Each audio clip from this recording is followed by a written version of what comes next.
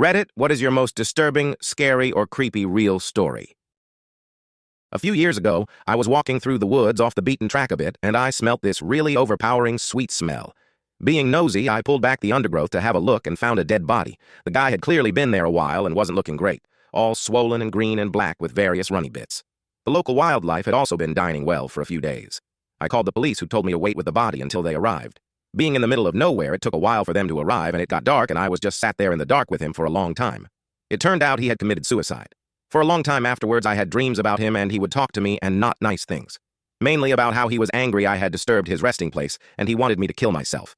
Probably just my imagination, but all pretty disturbing at the time.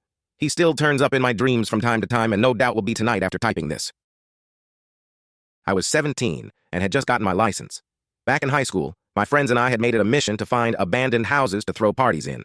We had a few good candidates, but the motherlode was this house I would pass on my home from work. It was an undeveloped shell of a huge home with a large property in the back. I had told one of my friends about it, and one day before we went to see a movie, I took him to the house. It was about dusk in summer, so I had my headlights on. I pulled into the front of the house, and we were there for like 10 seconds tops before we pulled back to go to the main road. A minute later, this big truck pulls up behind us with its high beams on and riding our ass. My friend and I took note of it, but paid it no mind as we headed back to the main road.